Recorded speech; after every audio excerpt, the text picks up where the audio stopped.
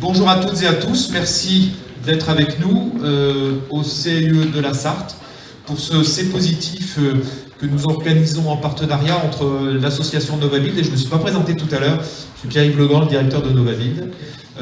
Donc entre Novabuild, qui est le regroupement des entreprises du bâtiment, travaux publics, aménagement immobilier des Pays de la Loire. Donc entre Novabuild, les CAUE, et ici aujourd'hui est le CAUE de la Sarthe, et puis l'Alliance HQE GBC. Nous allons examiner en format revue de projet le collège Montboussin. Vous avez une vingtaine de minutes pour présenter le collège, et puis après on prend le temps qu'il faut pour des échanges, approfondir la question.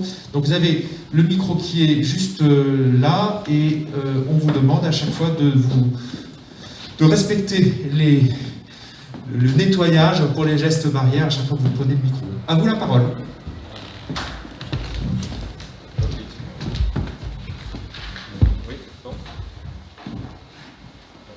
Oui, bonjour, c'est Cédric Loison, directeur d'immobilier des collèges au département de la Sarthe. Donc je représente la maîtrise d'ouvrage. Je vais être assez bref, je pense que l'intérêt, c'est surtout que la maîtrise d'ouvrage intervienne sur des projets qui sont construits.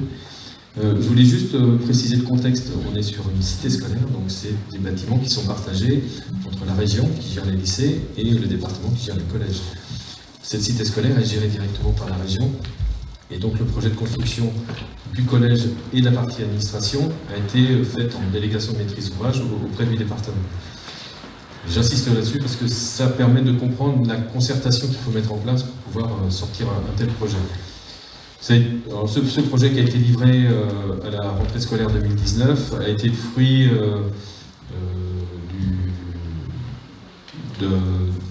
d'un résultat qui a duré à peu près 6 ans. Vous m'entendez bien? Oui. Il ne faut pas frotter. Et qui était aussi précédemment un projet qui avait avorté en 2012 avec la région. Donc on a repris la programmation, et donc ça a été le fruit d'un concours d'architecture qu'a gagné Formacis et Rousseau. Ce projet, au total, globalement, a coûté 21 millions. Sur ces 21 millions, il y a eu des coûts de construction d'un collège modulaire, provisoire, parce que l'une des difficultés, c'était de maintenir quand même l'enseignement sur ce site. Et puis, on a eu aussi des coûts de déconstruction des amiantages des bâtiments existants. Ce projet se répartissait en trois bâtiments, une partie collège, donc enseignement pédagogique, une partie administration qu'on a construit pour la région, et puis une partie logement de fonction. Il y a 5 logements de fonction qui sont en entrée de site. Voilà globalement la présentation de ce projet. Je vais laisser la parole à M. Legrand de Formacis et M. Rousseau qui est là. Et puis je pense qu'il y aura d'autres questions sur la programmation au moment des échanges. Merci, M. Loison. Bonjour, donc Sébastien Roy, architecte chez Formacis. C'est moi qui ai suivi à la fois les études et une partie du chantier. Philippe Rousseau a suivi principalement le chantier aussi. Donc, comme ça a été rappelé, c'est un projet qui prend place dans une cité scolaire.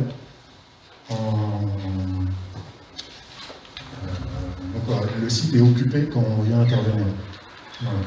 Donc l'idée, c'était de redonner une identité à l'ensemble de la cité scolaire à travers 3 bâtiments: les logements à l'entrée, le bâtiment d'enseignement et donc le bâtiment que vous voyez ici, qui est le bâtiment partagé administration médico-sociale. Donc ça s'est inscrit dans il n'y a pas de plan masse ici, c'est un peu difficile de raconter le projet du coup, mais en fait l'idée c'était de donner une identité dans la ville de Mamers à cette cité scolaire qui était un peu vieillissante, quoi. Voilà. Donc la maîtrise d'ouvrage a été rappelée, je peux revenir juste avant. Et ce qui a été rappelé avant, c'est qu'effectivement c'est un travail d'équipe et d'échange important. Et il faut que l'ensemble de la maîtrise d'ouvrage et la maîtrise d'œuvre, dans un premier temps pendant les études, soient sur la même longueur d'onde. Donc il y a eu un concours en 2014, Formacis avec l'équipe de maîtrise d'œuvre qu'on voit ici, Philippe Rousseau, bureau d'études HQE Tribu qui est présent, là, Nicolas qui prendra la parole tout à l'heure, et le bureau d'études de structure bois, Cyril qui est présent aussi. Voilà. Et c'est donc c'est une maîtrise d'œuvre assez conséquente, mais avec chacun un ancrage dans le... Donc, c'est réparti entre Nantes et Le Mans, en gros, globalement, la maîtrise d'œuvre. Donc voilà, après donc ça c'est les 20 lots, 20 entreprises qui sont intervenues, donc on en retrouve certaines qu'on a vues dans le projet précédent, à savoir Charpente Sénomane qui a fait l'essentiel des caissons bois remplissage paille, SMAC en bardage, Trifo en VRD. Du coup on peut peut-être avancer un petit peu. Donc l'idée à la base c'était, il n'y avait pas de recherche de labellisation ou de certification. Donc, si on présente ce projet essentiellement aujourd'hui, c'est parce qu'on a voulu utiliser une isolation de paille. À la fois parce qu'on était pour un intérêt écologique évident, mais aussi pour la préfabrication. C'est-à-dire que, je l'ai rappelé, on était en site occupé. Le fait d'arriver avec des caissons faits en atelier, on a des photos, après on pourra vous montrer la fabrication du caisson. Ça permet de travailler sur l'idée d'un chantier à faible nuisance. Sachant que c'était... Alors, si vous voulez bien... Dans le concours, il y avait une notion qu'il fallait apporter une réponse si c'était possible, c'est de trouver proposer une solution technique qui soit écologique et qui soit locale. Donc c'est là où Nicolas de chez Tribu est intervenu et a proposé, a dit bon, on est dans une région agricole de culture, monoculture, de céréales et de choses comme ça, donc il y a peut-être quelque chose à trouver sur le sujet, entre autres. Il y a une grande production de paille locale. Et en plus, il se trouve qu'à la Ferté-Bernard, il y a une entreprise qui fabrique ce genre de choses, mais on verra après, pendant le chantier, après l'appel d'offres, cette entreprise-là n'avait pas la capacité de fournir la totalité du chantier. Donc Charpente Sénomane a trouvé un autre sous-traitant qui était très proche, qui était la petite botteleuse en Maine-et-Loire. Alors du coup, pour finir sur la petite botteleuse, c'était une structure qui s'était créée dans le Maine-et-Loire, qui regroupait en fait des fournisseurs qui depuis a disparu. Voilà. Ils étaient peut-être un peu en avance sur le marché, voilà, mais pour le coup, voilà, ils ne sont plus en... On aura l'occasion dans les débats de voir quelle est l'offre sur la paille en construction dans la région. On abordera ça tout à l'heure. Après, ça peut être intéressant de le dire, c'est qu'à l'époque, ce n'était pas le premier bâtiment ERP comme ça qui avait été fait. Dans la région, par contre, de cette ampleur, il n'y en avait pas eu à l'époque. Le concours était en 2014. Donc effectivement, ça a été un sujet un peu moteur sur lequel on a beaucoup communiqué. Et je pense que la maîtrise d'ouvrage a été aussi satisfait du travail, donc a communiqué aussi sur ce sujet. Et c'est ce qu'on disait tout à l'heure, c'est qu'en fait la paille, on ne la voit pas dans le bâtiment. C'est-à-dire que c'est un reproche qui parfois nous est fait du choix de la façade qui, elle, n'est pas complètement biosourcée. Voilà. Mais après, en fait, la paille est venue intégrée au projet d'architecture. C'est-à-dire qu'à la base, c'était un projet signal, et pour nous, c'était important d'avoir une écriture moderne, mais ancrée aussi dans le territoire et qui fasse signal, quoi. Voilà. Alors, on arrive dans la présentation sur la qualité de vie. Alors, du coup, je pense que Nicolas Robert de Tribu peut intervenir, parce qu'on est tous intervenus dans ce projet. C'est un projet de co-conception, mais je pense que autant laisser la parole à ceux qui en parleront, c'est peut-être mieux. Merci. Je me représente, pour ceux qui étaient peut-être pas là tout à l'heure, Nicolas Robert du bureau d'études Tribu, donc bureau d'études qualité environnementale. Et donc j'ai participé à la co-conception de ce projet sur toutes les thématiques environnementales. Donc pour ce qui nous concerne ici, sur le collège de Mamers, Sur la qualité de vie, alors la qualité de vie, elle passe avant tout, dans un premier temps, par l'insertion du projet dans le site. On ne le voit pas ici dans le plan masse, mais il y avait un site contraint existant, contraint aussi par la topographie. Et donc du coup, on a réussi à trouver un bon compromis pour pouvoir implanter le bâtiment de manière à pouvoir l'orienter d'une orientation optimale, donc plutôt nord-sud, et ce qui nous permet, in fine, vis-à-vis du confort hygrothermique, sur le premier point, de pouvoir profiter au maximum de l'environnement, d'avoir conçu des façades qu'on peut appeler des façades filtres, à la fois pour récupérer des apports d'énergie en hiver pour réduire les besoins de chauffage, pour apporter suffisamment de lumière naturelle pour se passer de l'éclairage artificiel, et puis aussi pour pouvoir assurer le confort thermique pendant la période estivale sans système de rafraîchissement. Alors c'est pas courant dans les bâtiments d'enseignement, toutefois, voilà, c'est un point important sur ce projet.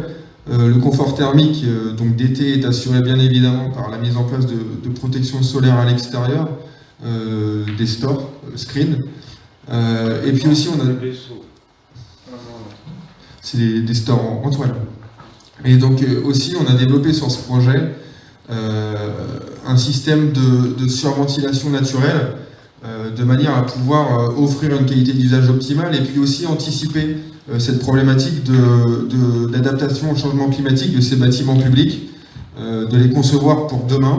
Et donc pour ce faire, on a très simplement conçu la façade. Donc on a une fenêtre spécifique dans chacune des salles de classe qui est équipée d'une grille et qui peut rester ouverte la journée et la nuit pour pouvoir surventiler la salle de classe. On en a même deux. Et puis en complément, on a créé pour chacune des salles de classe ce qu'on va appeler une cheminée de ventilation naturelle. Donc c'est ni plus ni moins qu'un conduit qui relie la salle de classe à la toiture. Et de ce fait, en laissant ouvert la fenêtre en façade et l'air va transiter jusqu'en toiture et va créer une surventilation naturelle qui va permettre de rafraîchir le bâtiment à la fois en journée, parce que c'est nécessaire dans ces locaux où il y a beaucoup de personnes, mais aussi la nuit. Donc la structure, bien évidemment, elle est mixte. Comme le projet précédent, pardon, on a recherché à apporter de l'inertie via un squelette en béton, et puis les façades rapportées, qui sont, elles, en caisson bois isolé en paille. Ça a l'avantage de pouvoir profiter au maximum et optimiser les systèmes constructifs. On va mettre de l'isolant dans la façade et on va profiter du béton pour l'inertie.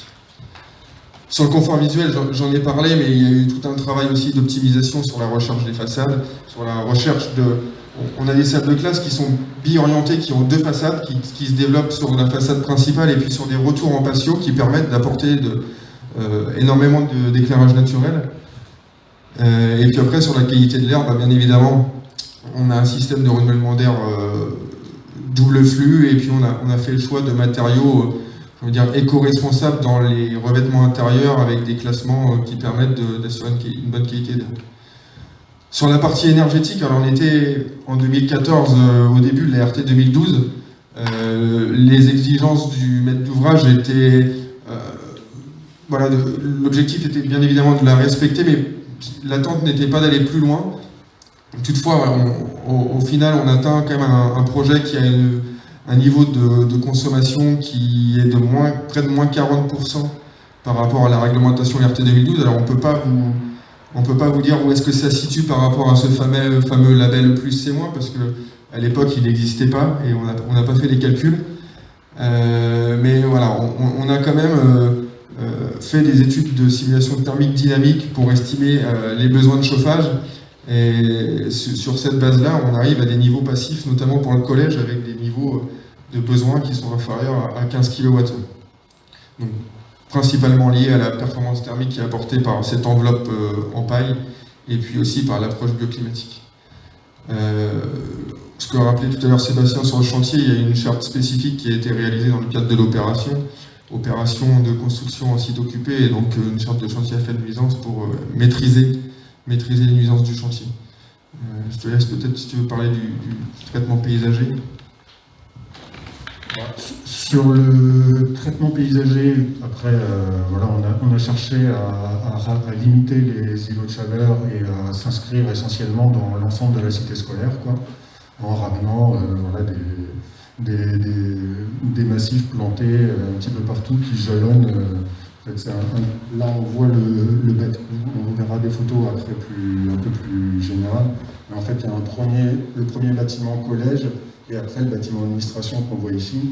Et en fait, la végétation nous sert à séparer les flux véhicules, piétons.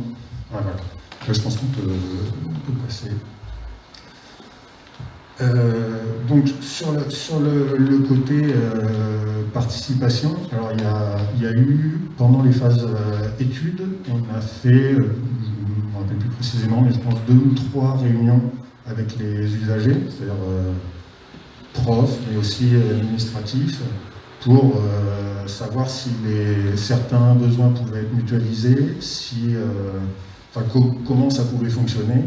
Après, bien sûr, dans le cadre d'un projet général avec toutes les contraintes qu'il a, mais en étude, on a pris soin d'avoir ce temps d'écoute et d'échange aussi avec donc, la maîtrise d'ouvrage, qui, comme l'a rappelé M.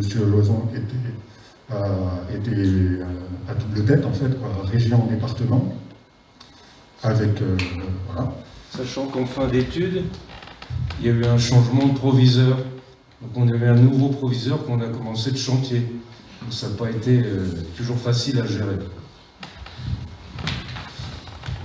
Ça, voilà. C'est normal quand une personne arrive dans un projet, elle veut s'approprier le projet, ça a du sens. Mais après, effectivement, dans une mécanique de chantier de cette échelle-là, c'est difficile de rétro-pédaler sur des choix qui ont été faits et sur des marchés qui ont été signés. Mais on a essayé de prendre le temps pour le faire, ou en tout cas expliquer nos choix, comme on fait sur tous les projets, on présente les matériaux, on explique les matériaux. Bon, voilà. Et après, mais ça a été quand même un travail de concertation permanent avec la maîtrise d'ouvrage, l'équipe de maîtrise d'œuvre, vous avez vu, qui était assez conséquente, et aussi pendant le chantier avec les entreprises, parce que par exemple sur cette façade paille, il y a l'interaction de 5 ou 6 lots, quoi. Donc, le bardage qu'on verra un peu plus finement tout à l'heure, par exemple, résulte du béton qui tient le caisson paille, mais voilà, c'est un enchaînement en fait de niveaux de tolérance qui à la fin aboutit quand même à un bardage qui est posé il y a une marge de 5 mm par rapport à ce qui a été dessiné. Pour dire qu'il y a quand même eu une maîtrise du projet dont on est assez fiers. Voilà. Il vous reste 3 minutes.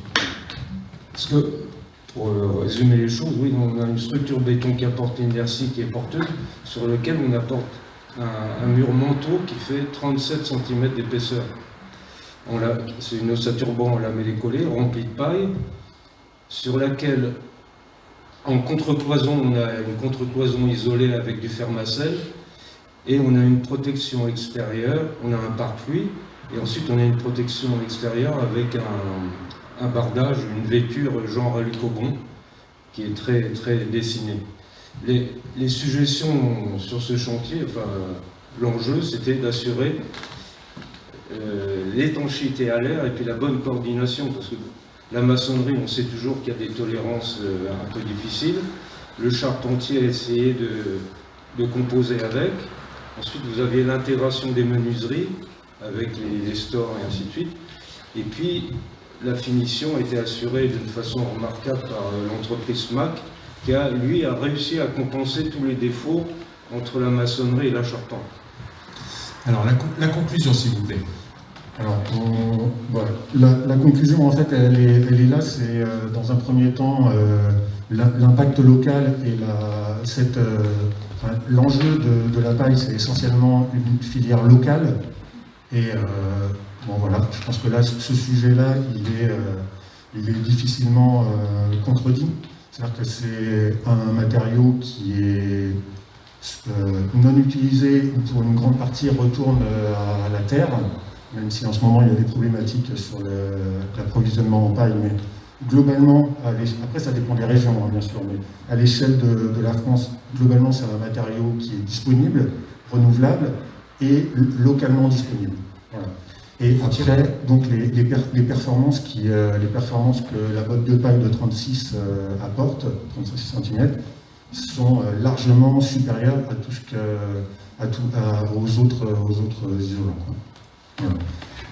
Vous tirez quoi comme enseignement? Alors, comme l'enseignement principal, c'est qu'on compte, enfin on compte pas, parce qu'on en fait d'autres maintenant comme ça, voilà. Avec du caisson de taille. Quand vous dites on, c'est le département, c'est vous, Format 6? Alors, pour l'instant, c'est pas avec le département de la Sarthe, c'est dans une autre région. C'est à Blois, par exemple, un groupe scolaire qu'on fait actuellement, qui est en caisson préfabriqué comme ça aussi, paille. Il y a du bois en plus, mais après, l'enseignement, c'est que on dit un nouveau matériau, mais c'est pas un nouveau matériau, c'est un matériau ancien qui est ramené au bout du jour. Et finalement, il y a la préfabrication, il y a plein de sujets qui apportent quand même pas mal de... On peut peut-être regarder les petites images, juste pour conclure. Celle-là, là? Non, donc ça c'est le site internet de Pharmacie où il y a d'autres visuels du projet. Mais je voulais montrer Sur le PowerPoint ou sur un autre? Non, c'est sur le PDF qu'on a ouvert tout à l'heure. Photo Mamers. C'est celui-là, je pense.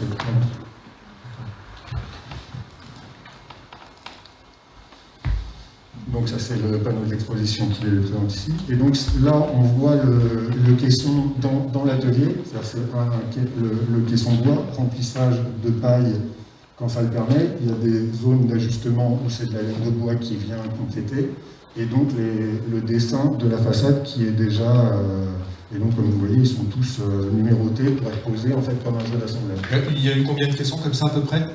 Alors je ne l'ai pas en tête. On est sur une centaine ou Pas plus que ça? Cyril, peut-être tu as une idée plus proche que moi de... Non, en termes de... Attendez, je vais vous... Voilà, allez-y. Si vous... Ouais. Non, bonjour, Cyril Maquet, Racine BE, donc bureau de structure Charpente. Non, j'ai pas la quantité exacte, mais il y a en surface, il y a autour de 1000 m² de façade, donc ça fait quand même beaucoup de murs qui sont comme ça. En fait, le but, c'est qu'ils soient transportables facilement par camion. Donc c'est ce qu'on voyait sur la photo juste avant. Alors, C'est la... voilà. Donc ça c'est le caisson. Ça c'est chaque botte de paille est testée par rapport à sa densité et sa teneur en eau. Donc voilà, il y a des règles professionnelles qui ont été établies pour que ça soit sûr et pérenne, et ça l'est. Toutes les bottes sont pesées. Enfin, pas toutes les bottes, c'est 1 sur 10. Enfin, elles sont toutes pesées, mais elles sont contrôlées 1 sur 10 et s'il y a un souci, après elles sont toutes contrôlées. Et évacuées, bien sûr. Ça, c'est donc les systèmes, et on voit les systèmes d'accroche pour pouvoir transporter ces caissons, et après, effectivement, c'est un jeu d'assemblage. Donc là, on voit en fait les caissons qui sont amenés sur le squelette béton. Donc elles sont fixées avec des équerres en bas, et après, elles sont fixées régulièrement au niveau des poteaux. Et donc là, après, c'est le travail de bardage qui arrive avec la lame d'air, en croisant comme ça les profils, on permet à la lame d'air de circuler. Et donc après, sur la dernière, voilà, il y a la dernière étape où le bardage très soigné dont vous parliez tout à l'heure. Le bardage arrive avec ce dessin qui arrive et qui, quand on voit le bâtiment, avec le peu d'écart qu'il y a dans les formes, on voit que, comme disait Philippe, les petits sujets ont pu être contrôlés. Donc là, après, sur le bâtiment, c'est des creux qu'on a créés dans le bâtiment, parce qu'il est relativement épais pour amener de la lumière naturelle jusqu'au fond. Donc là, c'est les circulations. Et donc ça donne des doubles orientations aux salles qui sont là. Et donc ça, donc là, on voit le bâtiment administration qu'on voyait avant, et ça, c'est le bâtiment collège livré actuellement. Voilà. Merci beaucoup. Si vous voulez bien applaudir notre équipe. Alors, je ne sais pas parmi les experts lequel a envie de parler en premier. William, je vois que tu as plein de notes. Non, mais j'ai plein de notes, mais... Alors, il faut peut-être brancher le micro. Il n'est pas branché, là, quoi. C'est mieux, là? À peine. C'est mieux là. C'est très bien. Merci déjà pour la présentation. Merci à l'équipe aussi. C'est vraiment un très bel ouvrage. Vraiment un très beau bâtiment. Une grande réflexion qui a été portée sur les sujets environnementaux. Une approche d'économie circulaire, le choix effectivement des isolants en paille local, l'approche bioclimatique qui est maîtrisée, la performance de l'enveloppe, le recours aux matériaux biosourcés, le bois notamment, la ventilation naturelle, mais aussi l'insertion dans son territoire, le choix aussi du bardage, en relation avec le colombage aussi inséré à son territoire. Et on ne parle pas aussi du paysage, mais aussi une insertion paysagère aux abords, également sur toiture végétalisée. Donc c'est vrai que c'est une approche globale qui a été prononcée sur le bâtiment. Moi j'ai plusieurs questions. J'ai une première question, ça parle plus sur le maître d'ouvrage. Au moment de la programmation, vous avez fait un programme fonctionnel, technique, certainement environnemental. Du coup, est-ce qu'il y avait quand même un engagement et des ambitions environnementales au départ, avant concours, ou finalement est-ce que c'est vraiment l'équipe de concepteurs qui, au moment du concours, a proposé tous ces dispositifs-là pour répondre à des enjeux de conviction et des enjeux d'actualité? Si vous voulez bien vous approcher devant le poteau, voilà. Très bien. Merci. Ce projet-là était déjà assez ancien, parce que ma mère s'attendait à... Le bâtiment antérieur, il datait de 68. Il avait quand même vieilli, c'était fortement dégradé. Et donc la ville de ma mère s'attendait à ce collège depuis très longtemps. Donc l'objectif pour le maître d'ouvrage, pour nous, c'était quand même d'offrir un outil qui nous projette sur les 40 prochaines années. Et donc d'apporter la qualité en termes d'écriture architecturale. D'autre part, dans le programme, il avait été émis, je crois, 6 ou 5 cibles HQE, le CV, je crois, le maître d'ouvrier va pouvoir mieux les décliner que moi, qui portaient sur notamment l'environnement, sur l'énergie, sur la qualité, sur la gestion de l'eau, la qualité acoustique. Donc il y avait quand même une cible qui avait été édictée auprès du maître d'œuvre. Par contre, nous, on n'avait pas imposé le fait de mettre de la paille dans l'isolant. Ça, c'est venu de certains architectes ou c'était quand même dans la programmation à un moment? Non, ça vient du projet de formation. Ça vient du projet de formation. Est-ce que Formatis, vous pouvez redire, parce qu'en fait, vous nous avez dit tout à l'heure, c'était en fait comme un raisonnement en disant c'est une filière locale, on veut un collège local, c'est comme ça que c'est arrivé, l'idée de proposer de la paille? Comme ça a été rappelé ici, c'est-à-dire que c'était en 2014, donc il y avait des cibles, voilà. Après, il y avait une approche générale de l'agence qui est de proposer quelque chose sur chaque concours en plus. Plusieurs des associés ont fait les formations HQE les premières, en fait. Donc ils sont dans le sujet depuis longtemps et sur chaque projet essayent d'apporter quelque chose. Mais comme on l'a rappelé aussi, c'est que c'est un travail de co-conception. C'est-à-dire que l'ensemble de l'équipe, du coup, Tribu ou Philippe, c'est des gens qu'on connaît, ou Cyril, que je n'oublie pas. Vous avez l'habitude de travailler en équipe avec eux? Voilà. Pour le coup, sur le projet que je vous disais, on en fait d'autres comme ça. En fait, on cherche à pérenniser des équipes aussi avec qui ça fonctionne bien et avec qui on a des fonctionnements qui marchent, quoi.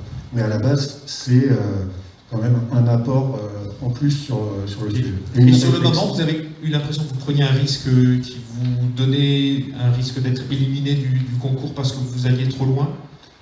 Pas éliminé, mais après c'est la mécanique du concours. On a toujours l'impression qu'on prend un risque et on se demande si est-ce qu'il est justifié ou pas. Pour le coup, on s'est dit qu'il était justifié. Là, le risque... Ça donne envie de réagir, hein. Vous avez tous les trois. Le risque, là, nous a fait gagner, en fait. Oui, c'est ça. Monsieur, vous vouliez rajouter quelque chose? Effectivement. En vous approchant qu'on vous voit. Voilà. En fait, pour répondre sur pourquoi la paille, il y a cette envie commune de l'équipe sur ce projet, mais sur tous les autres, dès l'instant où on commence à travailler sur le projet, on regarde qu'est-ce qui se passe sur le territoire et qu'est-ce qui est disponible localement. Et après, on se dit, est-ce que ça vaut le coup, ça vaut pas le coup, est-ce qu'on prend le risque? Et c'est bien l'approche qu'on a et qu'on a sur les autres projets, de valoriser ce qu'il y a aujourd'hui à proximité, bien évidemment privilégier les matériaux biosourcés, parce qu'il y a des choses à proximité qui sont fabriquées mais qui ne sont pas forcément très vertueuses. Donc ça, c'est la réflexion qu'on a menée au début. Et puis, sur la reproductibilité, on a eu la chance d'avoir des antécédents en fait, sur ce type de mode constructif. Je vais parler du groupe scolaire de Montreuil et puis du groupe scolaire de Sonia Cortez à Issy-les-Moulineaux, qui en fait avaient déjà ont déjà construit avec ce mode constructif, ont développé un essai auprès du CSTB pour valider la mise en œuvre. Et donc du coup, grâce à ça, on a aussi pu lever un certain nombre de freins réglementaires. Et aussi au moment du concours, on prenait un risque en proposant ça, parce que c'était, je pense, innovant, mais quand même maîtrisé. Alors on a dans la salle un représentant du collectif Paille Armoricain. Est-ce que vous pouvez nous dire ce qu'il en est aujourd'hui du marché de l'isolation en paille? Est-ce que Mamers c'était un premier qui a ouvert des portes, ou est-ce que c'est un premier qui reste seul? C'est dans une dynamique globale, effectivement. On a énormément de projets en France qui sont de cette taille-là, et c'est vrai que vous avez été les précurseurs avec l'école de Montreuil et à Issy-les-Moulineaux. Et ça, c'est vrai que cette dynamique, aujourd'hui, on l'observe. C'est pas pour rien qu'aujourd'hui je crée une activité dédiée à apporter de l'isolation dédiée, vraiment qui s'adapte au bâtiment. Vous êtes en Sarthe. Et je suis dans le Maine-et-Loire, donc on va rester local. L'idée c'est d'accompagner cette dynamique, parce qu'il y a toujours il y a 3 piliers qu'il faut tenir sur des projets comme ça. C'est autant l'approvisionnement comme la formation et la réalisation. Donc il faut trouver les bonnes personnes, le bon matériau, le bon endroit. Et voilà, donc on a sur les quelques années à venir beaucoup de projets à réfléchir justement au niveau de la formation, parce qu'au niveau de l'approvisionnement, a priori, ça a l'air d'être plutôt bien géré sur la région Pays de Loire, Bretagne. Sur le reste de la France, ça reste à s'organiser, mais c'est vrai que les groupements agricoles sont beaucoup plus sensibilisés à la chose, et le réseau national organise justement l'approvisionnement au plus local. Moi, mon choix, c'est vraiment d'apporter le package fourniture, formation toute l'année, sans saisonnalité. Et au conseil départemental, il y a d'autres projets en cours avec des isolants paille? Pas encore. Vous avez tiré un enseignement de ça, du choix de cet isolant? Déjà, ça a été un formidable vecteur de communication. Ça nous a permis aussi de démontrer qu'on était en capacité de construire des collèges avec une autre approche que celle qui avait été celle de notre patrimoine bâti qui date en fait de la période de préfabrication des années 60, 70, 80. Pour l'instant, on est sur une deuxième vague de réhabilitation, on est plus sur de la rénovation de l'existant. Là, on était sur un projet de déconstruction, reconstruction. Mais on a encore, ça nous a permis de faire 7 collèges réhabilités là, sur une période entre 2015 et 2019. On est en train de revoir, au regard de la réglementation énergétique, quelles sont les actions à mener sur un patrimoine bâti qui est quand même assez daté. On a 53 collèges en gestion directe, mais l'effort qu'il y a encore à faire. Et donc, systématiquement maintenant, quand on a un effort à faire sur l'énergie, on lance une STD et on fait de sorte à ce que la rénovation elle soit globale. Donc, après, c'est aussi le fruit, comme vous l'avez dit, d'une discussion avec la maîtrise d'œuvre qui peut nous proposer des solutions plus innovantes. Et on ne va pas imposer pour l'instant de solutions vaille, biosourcées, sans que ça ne soit pas adapté au projet. Alors, est-ce qu'il y a des questions encore de notre jury? Philippe Devy, oui. On t'entend. Oui. Vas-y. Et là maintenant, je veux bien poser une question justement par rapport à cette paille, parce que vous en avez parlé un petit peu en termes de préfabrication, mais ce qui me semble intéressant, c'est de pouvoir maîtriser, le problème sur les chantiers, de maîtriser les coûts bien entendu, mais également les délais, donc en mettant un maximum de préfabrication. Alors, je ne sais pas comment vous avez pu gérer la production de la matière, mais en tous les cas, il me semble que c'est plus facile à gérer quand on a un maximum de préfabrication. Donc, je pense que ça va dans le sens d'une bonne réalisation des chantiers, et des chantiers justement à faible nuisance, faible déchets. J'imagine qu'en préfabriquant, vous minimisez aussi les déchets. Et puis, monsieur, en termes de réalisation, vous l'avez souligné aussi, tout ce qui touche à la mise en place correcte, la qualité de réalisation, la préfabrication va dans le bon sens à mon avis. Est-ce que vous n'avez pas eu de problème de délai? C'est le respect des délais, hein, ta question? La préfabrication, on l'a vu sur place. Il y a eu des visites avec Atlan-Bois, le CAE, et ainsi de suite. Je veux dire, il n'y avait vraiment pas de souci sur le sujet. Il y avait un bon contrôle. Ils ont mis au point des outils spécifiques pour faire les caissons. Après, la surveillance extrême, c'était sur la mise en place des caissons eux-mêmes.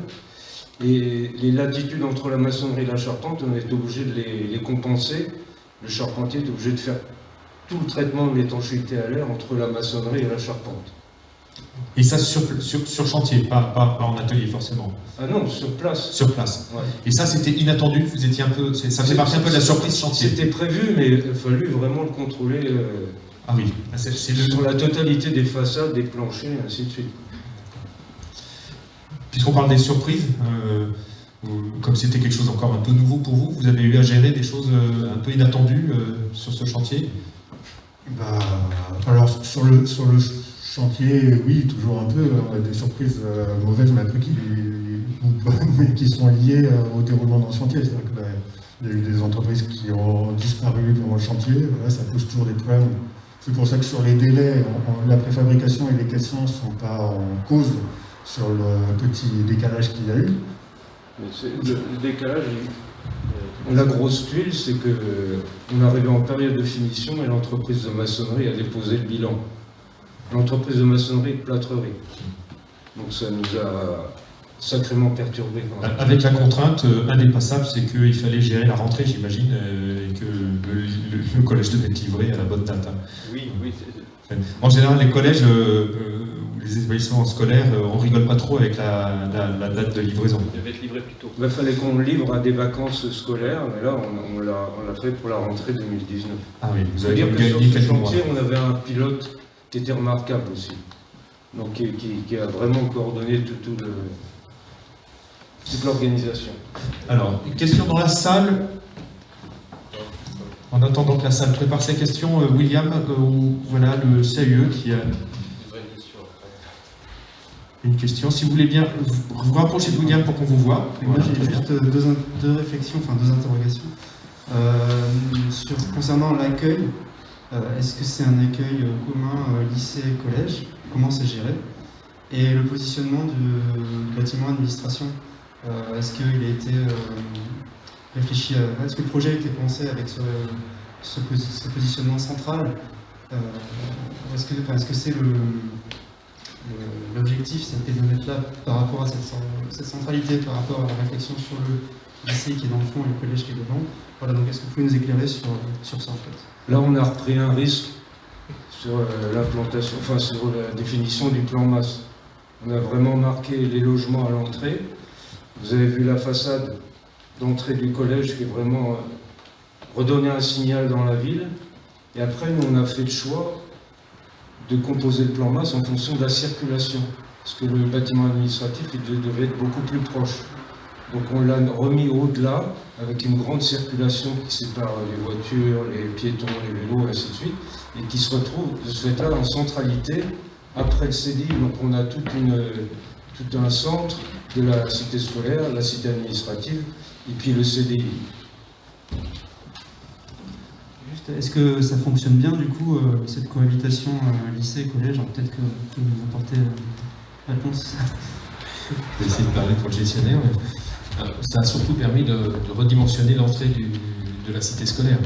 Ce projet-là, ça aurait été dommage de ne pas profiter de l'occasion du projet, de ne pas faire un marqueur comme l'a précisé M. Rousseau, et de bien identifier l'entrée de la cité scolaire. Il y a une autre entrée plus personnelle qui est sur Sachant qu'il y la... a 80% des collégiens qui viennent en transport scolaire et qui arrivent au nord du site et qui ont un accès direct à la cour. Donc ils n'utilisent pas l'entrée principale que vous voyez ici. Là. Ça, c'est l'entrée vraiment pour les élèves qui habitent Mamers.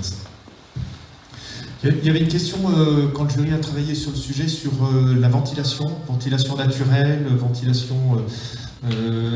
Quelle est la part aussi demandée aux usagers sur la ventilation? Est-ce qu'on leur demande à la fin de chaque cours d'ouvrir eux-mêmes les fenêtres? On voit une photo, on voit les photos dans la classe. Merci. Alors, il y a deux types de ventilation.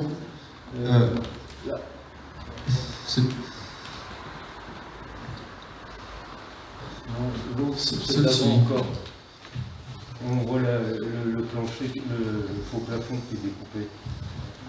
Alors, je vais essayer. Là, voilà. Voilà. On a. Donc là, vous avez des. Si vous voulez bien prendre le micro à ce moment-là. Des panneaux de façade qui s'ouvrent ici, avec la cheminée de ventilation est dans le fond de la classe. Et la nuit, donc la circulation, elle se passe bien entendu dans le volume de la salle, mais vous avez un détail de faux plafond qui permet de lécher l'air frais sur le plancher supérieur, pour vraiment rafraîchir toutes les parois qui ont besoin de stocker le froid ou le chaud. Et donc on distingue deux types de ventilation. Il y a la ventilation mécanique, qui est double flux et qui est, elle, je veux dire, permanente, été comme hiver, pour assurer le renouvellement d'air nécessaire à la bonne qualité d'air. Et il y a ce système de surventilation qui est dimensionné pour assurer le confort thermique en période estivale et qui est à fonctionnement manuel. Donc effectivement, on fait le pari, nous, que les usagers doivent prendre la main sur ce dispositif et ne pas leur imposer un système de mécanisation qui pose d'autres problèmes d'entretien, d'investissement, parce que aussi chacun doit être responsable de son confort. Alors c'est pas forcément évident dans les salles de classe, mais les professeurs ont leur salle attribuée dans les collèges, et donc du coup il faut bien évidemment les informer du fonctionnement du dispositif, mais Et justement par rapport à ça, c'est une question, parce que la technique est permise, ça va permettre effectivement de ventiler, de rafraîchir de manière passive le bâtiment. Donc c'est laissé à l'utilisateur, l'ouverture. Est-ce du coup la même question que j'avais posée sur le projet, s'il y a eu un accompagnement, une sensibilisation faite aux acteurs de terrain qui vivent au jour le jour le projet, qui puissent bien comprendre qu'il y a ce dispositif qui est permis, si jamais effectivement la température est trop chaude allant au-delà de X degrés, on demande une ouverture et une fermeture s'il fait trop chaud. Enfin, voilà, un fonctionnement concret pour que l'utilisateur fasse le bon geste. Ça, c'est nécessaire. Alors, dans ce genre de chantier, il y a forcément des formations qui sont dispensées par toutes les entreprises sur tous les fonctionnements. Effectivement, après, sur la ventilation naturelle, là, il n'y a pas de dispositif, donc il n'y a pas de formation précise mise en place dans ce cadre-là. Et donc il n'y a pas une réunion début d'année En fait, vu qu'il y a eu beaucoup de communication avec le CAUE, où des profs étaient présents, ou à Clambois, on a beaucoup communiqué sur ce fonctionnement. Les profs étaient présents souvent. Celle que tu as fait avec le CAUE, c'était destiné aux collégiens directement. Donc là, effectivement, les usagers prennent la main sur leur bâtiment. J'ai fait plusieurs visites, moi, spécifiques avec les professeurs, en prenant un exemple de cette classe-là, la salle de musique, pour leur expliquer tous les fonctionnements techniques et mécaniques de chaque salle, en fait, pour qu'ils puissent prendre la main. Donc c'est la ventilation naturelle et la gestion aussi des stores. C'est-à-dire qu'on leur a demandé, tous les soirs, vous relevez vos stores, sauf ceux qui sont en façade est en période d'été, et ainsi de suite. Sachant qu'il y a des systèmes qui permettent de les relever automatiquement. Donc s'ils ne le font pas, il y a la technique qui vient suppléer. D'accord. Donc en fait c'est un peu, c'est de l'autonomie assistée. Après, c'est de l'autonomie de bon sens, on va dire. Après, s'ils ne l'utilisent pas bien, les performances seront moindres, c'est clair. Après, la question sur des usagers comme des profs, c'est que éventuellement ça peut tourner. Voilà. Et donc effectivement, à la livraison, on livre un bâtiment qui fonctionne avec les usagers qui sont au courant. Après, ce qui compte, c'est que ils vivent avec ce bâtiment et que la parole passe, quoi. Et du coup, ça, quelque part, à un moment, ça nous échappe un petit peu, quoi. Alors, le conseil départemental, ce réseau, il y a effectivement les enseignants qui tournent, qui peuvent changer d'établissement, mais par contre, les équipes techniques, les agents d'entretien et de maintenance, eux, souvent restent dans l'établissement, donc ils sont en mesure de passer le témoin et de donner les consignes, puisque avant la livraison d'un bâtiment, on veille aussi, nous, à faire des réunions de transmission de consignes au personnel qui va être chargé, lui, de son entretien et de sa maintenance.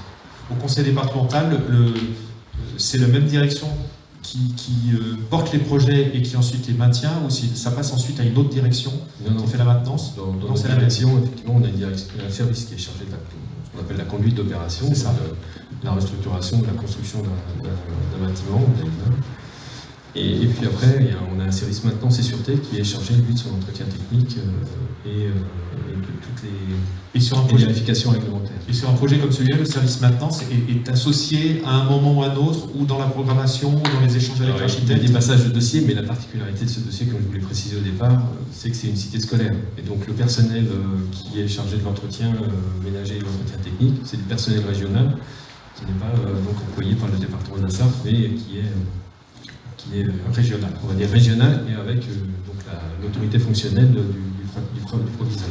Sachant que le responsable technique, il assistait à toutes les réunions de chantier. C'est ça. Donc on l'a mis dans le bas progressivement. Le responsable technique était associé depuis l'origine. Alors, on était là sur la ventilation, on a quelque chose aussi sur l'acoustique. Vous en avez parlé. Oui, excusez-moi, monsieur. Je vais vous donner le micro. Présentez. Alors, monsieur Thomas Donadio, architecte. C'est une question technique sur la ventilation naturelle, donc sur la cheminée, ventilation haute. J'ai vu que vous avez plusieurs niveaux. Est-ce que c'est un conduit unique ou chaque niveau a sa place à chaque conduit de ventilation? Chaque salle a son conduit. Et ça vous paraît... C'était une solution qui vous paraît plus adaptée? J'essaie de comprendre pourquoi vous posiez cette question. Moi, je trouve ça très intéressant. On est dans un système en fait plutôt archaïque, on est bien d'accord, mais effectivement, c'est une ventilation naturelle. Je trouve ça très intéressant. On pourrait le mettre en application au-delà d'une VNC ou double flux. Maintenant, effectivement, d'un point de vue réglementaire, je voulais savoir si... Alors effectivement, la question maintenant, si effectivement il faut chaque conduit par niveau, ça devient compliqué, on est bien d'accord. Donc c'était tout simplement pour savoir si on pouvait simplifier les choses et faire qu'un seul conduit, tout simplement. Alors, dans ce type d'établissement, avec des contraintes réglementaires quand même assez importantes qui accueillent des élèves et des enfants, et on a l'obligation d'avoir un conduit par salle de classe, qui en plus a des caractéristiques spécifiques liées au feu. Donc, c'est assez simple, c'est un conduit en plaque de plâtre qui permet de reconstituer les besoins au niveau du feu. On pourrait faire plus simple, mais je pense déjà assez simple. La seule motorisation qu'on a, c'est en toiture, où on a des registres qui s'ouvrent et qui se ferment en fonction de la saison. Donc ça, c'est assez simple. Et après, on l'avait dimensionné, alors on n'a pas été jusqu'au bout, mais pour rejoindre ce que vous dites, c'est on pourrait se passer de ventilation mécanique. Effectivement, on avait au concours proposé ce système de ventilation naturelle, on avait proposé le système de ventilation double flux pour le renouvellement d'air hygiénique, et on avait proposé de se dire que à partir d'une période, c'est-à-dire peut-être la mi-saison, on arrête ce système de ventilation mécanique qui consomme de l'énergie, donc qui consomme de l'électricité pour faire tourner les ventilateurs, et ce système de ventilation naturelle pour prendre le relais et du coup faire gagner de la consommation électrique. Alors aujourd'hui, ça n'a pas été programmé dans ce sens-là. Demain, si la machine tombe en panne, ou bien si le département se dit moi je veux faire des économies, je veux aller encore plus loin, je coupe la machine et j'ouvre les fenêtres. Et ça, c'est faisable. Très bien. Est-ce qu'on peut passer à l'acoustique? On peut. Parce que là, on a passé pas mal de temps sur la ventilation. Je vais un petit complément là-dessus. En fait, c'est plus pour réagir sur le terme archaïque. Ouais. En fait, je comprends. Non, je prends pas. Non, je ne prends pas mal du tout. C'est juste pour dire que ancestral. Ce qui en fait peut être énoncé comme archaïque, en fait, c'est juste du bon sens d'avant que en fait on réutilise pour minimiser le matériel. Donc la maintenance, donc les pannes, et après effectivement, comme on le disait avant, il y a un besoin que les usagers s'approprient le bâtiment. Voilà. Mais c'est dans un but d'enlever du matériel, et effectivement, on peut dire low-tech à la place. Voilà, d'autres utilisent le mot low-tech. Je m'enlève le mot de la bouche. Alors l'acoustique, on a entendu tout à l'heure que c'était en amont dans la programmation. Les collèges, c'est des lieux où l'acoustique doit être traitée. Si elle n'est pas traitée, ça peut devenir infernal. J'ai vu dans le dossier que, en fait, on n'entend pas la cloche dans les salles de classe. Donc ça veut dire que ça a été très très bien traité. Mais alors on fait comment? C'est pour la fin d'une heure de cours. Après, la paille acoustiquement est performante. Les sols et les plafonds ont été traités. En fait, tous les plafonds qu'on voit ici sont performants acoustiquement. Donc l'acoustique en fait a été gérée, et en fait la paille fait que effectivement ça en rajoute sur l'acoustique. Après, il y a les zones qui n'ont pas été traitées, en fait, on le sent très vite. Alors, pour dire les cages d'escalier pour faire un petit mea culpa, n'ont pas été traités. Après, c'est... Donc, au moment où ils sortent des classes, tous ensemble, là, dans les cages d'escalier, c'est un peu à l'ancienne. C'est un peu bruyant, voilà. Mais effectivement, après, c'est aussi ce que je voulais dire tout à l'heure, c'est dans le fait de généraliser un dispositif de ventilation naturelle, des choses comme ça. C'est un échange avec la maîtrise d'ouvrage, avec les pratiques dans l'établissement, et aussi avec, vous pouvez le savoir, avec l'économie du projet et la bonne tenue du budget. Quoi. Il y a des choix à faire. Voilà. Et oui, le préau, lui, par contre, a été traité acoustiquement. Y compris sur l'extérieur, là. La photo, d'accord. Bon. Pendant qu'on cherche la photo du préau, un point technique, on s'est posé la question avec le jury l'autre jour sur le BIM, vous en avez parlé rapidement, il a été utilisé en conception, est-ce que derrière les entreprises ont repris des plans en 3D, est-ce que le conseil départemental récupère des plans en 3D pour sa gestion, quel usage du BIM vous en faites? Alors, chez Formasis, le BIM, c'est un outil qu'on utilise depuis assez longtemps. Tous nos projets sont conçus en 3D. Après, en fonction des projets et des acteurs qu'on a en face, où on intègre les bureaux d'études, les 3D des bureaux d'études dedans, donc on passe à un niveau supérieur ou pas. Là, sur ce projet, on n'a pas intégré beaucoup de 3D.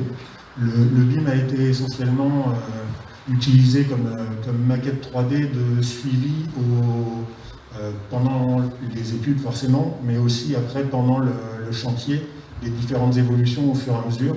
Et du coup, ça permettait d'anticiper certains sujets, de dire, en fait, c'est un outil de facilitation de visa, par exemple, de synthèse, mais les entreprises, alors pour le coup, on l'a proposé, mais ne l'utilisaient pas. Et après, donc, pour la dernière partie de la question, pour la maîtrise d'ouvrage, en fait, c'est une mission à part entière. Voilà.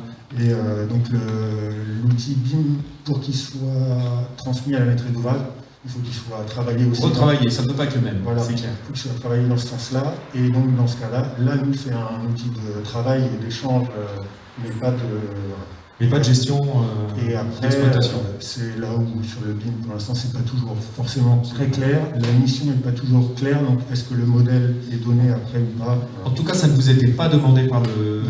C'est votre choix en tant qu'architecte, pour tous les ouvrages que vous... C'est le fonctionnement de Formasis, on est quand même une structure un peu importante. Dites-nous, oui, à la Formasis. Donc il y a 6 associés historiques et ça varie entre 35 et 40 salariés. Quoi. Et le BIM, ça remonte depuis 4-5 ans? Ah non.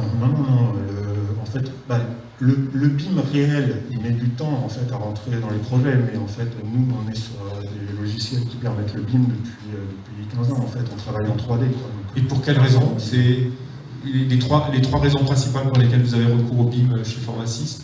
C'est la facilité de conception, d'échange et puis de démonstration. C'est-à-dire qu'on peut montrer de démonstration. En fait. On peut montrer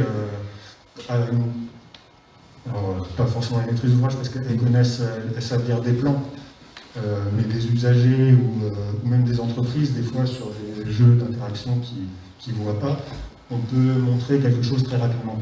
Et pour le coup, ça facilite aussi les travaux de synthèse quand le BIM est avancé sur notamment les fluides. Quoi. Voilà. Mais après, sur la façade, j'y reviens, c'est important. Enfin, ça a été... Le calpinage, là, il est en BIM, et ça aurait été plus compliqué si vous n'aviez pas eu le BIM? On l'aurait fait à la main, quoi. On l'aurait fait en 2D, mais voilà, ça permet, en fait, pas forcément sur le calpinage, parce qu'en fait, pour être honnête, le calpinage, il est 2D. D'accord. Mais sur la gestion des couches et des interactions, ou par exemple des différentes jonctions des angles, après, c'est des choses qui se gèrent sur le chantier aussi, évidemment. Mais ça sécurise. Si on veut les penser en amont, et donc... voilà. Alors, le département, c'est le BIM, donc là, c'est venu de l'architecte. Est-ce que vous avez une démarche qui est enclenchée dans les projets? Est-ce que ça vous arrive maintenant de le demander ou pas encore, et pour quelle raison? Alors, le projet avait été lancé en 2014, on parlait peut-être un peu du BIM, mais pas beaucoup. Nous, on avait surtout une priorité, c'était de nous équiper d'un outil de gestion technique du patrimoine qui nous permet de gérer l'ensemble de notre patrimoine. Là, on a lancé effectivement une étude en interne pour compléter cet outil par un outil BIM qui nous permettra de récupérer les données faites de nos projets et après de les déverser en fait, sur notre base de données et pouvoir garantir une maintenance.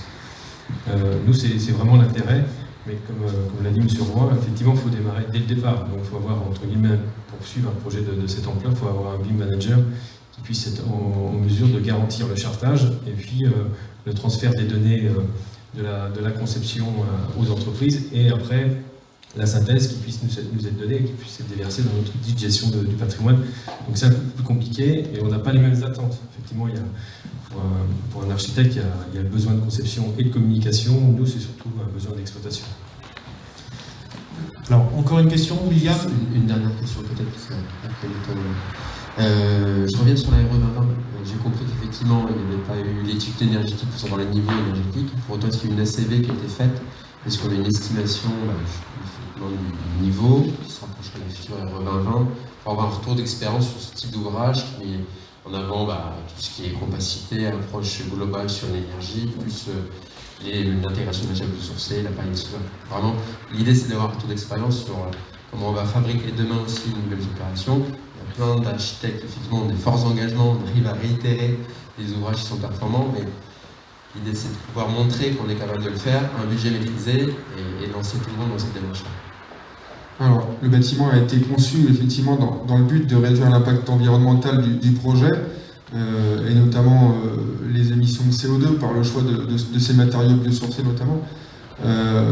Au moment de la conception, la méthode de calcul E plus C- et notamment l'ACV n'existait pas, n'était pas sortie. Il y avait d'autres modes de calcul de bilan carbone, mais voilà, on n'avait pas eu cette mission.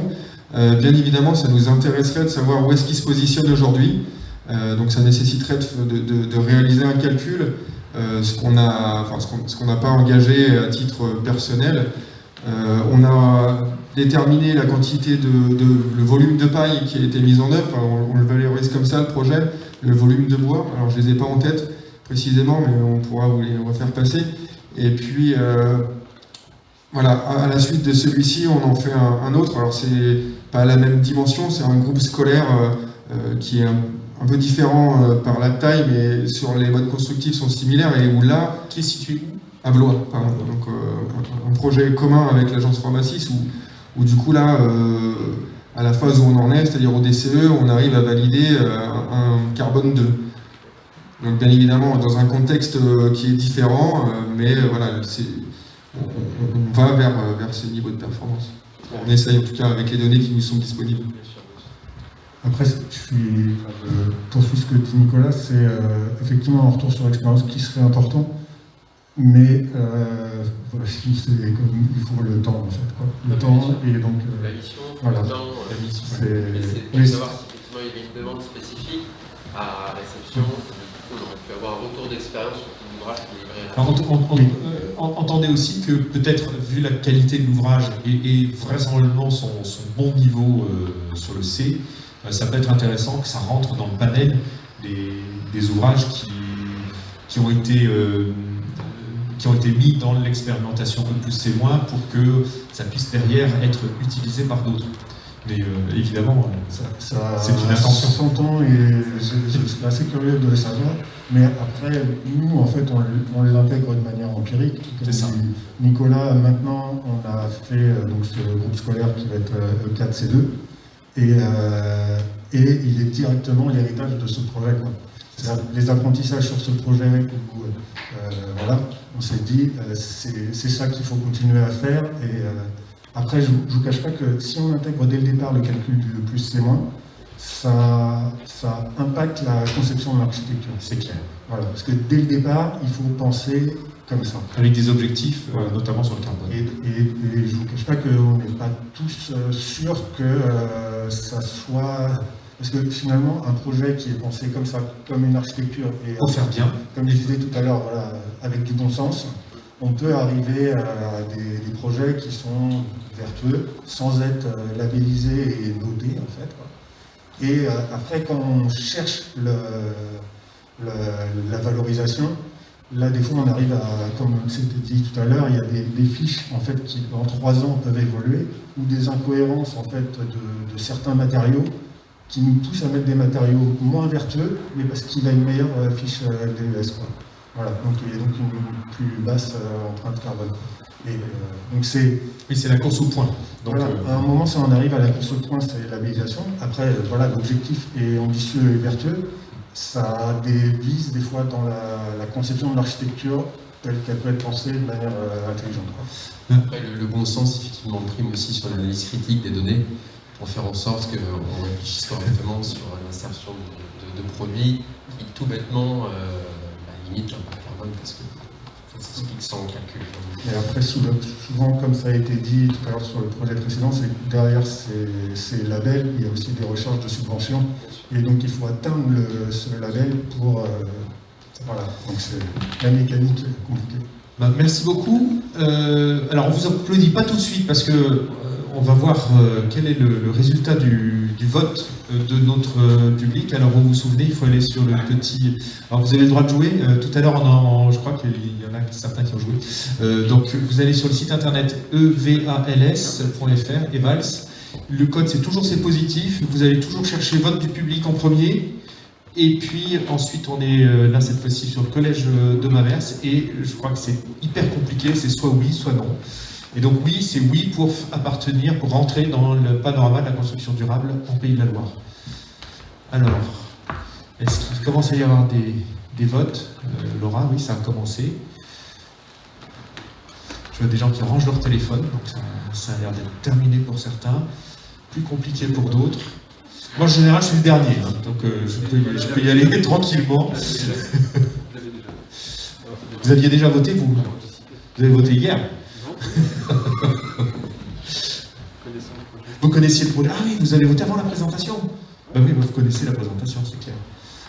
Alors, est-ce que ça bouge encore?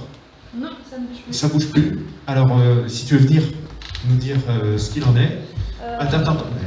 Approche-toi, voilà, avec le micro. Comme le projet précédent, 100% de oui. 100%. Alors là, c'est la SART absolument incroyable. 2 fois 100%.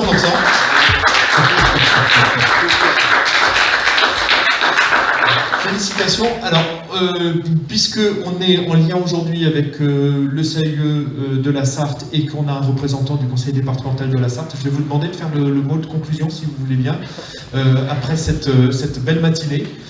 En vous mettant là au milieu, je ne sais pas si on peut... Je sais pas ce que je vais pouvoir enlever une merci en tout cas de cette matinée qui permet de valoriser les ouvrages qui sont faits sur la Sarthe. Je dirais que les projets innovants, c'est surtout du bon sens.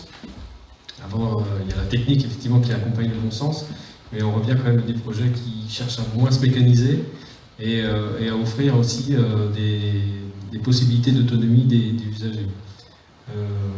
Voilà, donc c'est vrai qu'on est en relation avec le CAUE. Dernièrement, on a une réflexion commune sur les collèges sartois qui ont un âge avancé et qui nécessiteront les prochaines années une réhabilitation énergétique.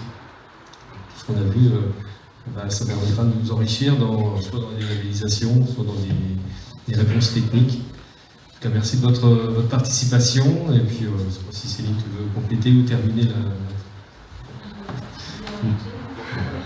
C'était l'occasion aussi de découvrir la fabrique. Donc, je remercie la Ville du Mans dans son accueil pour cette matinée qui va nous permettre de repartir avec plein d'idées. Merci beaucoup. Merci à vous.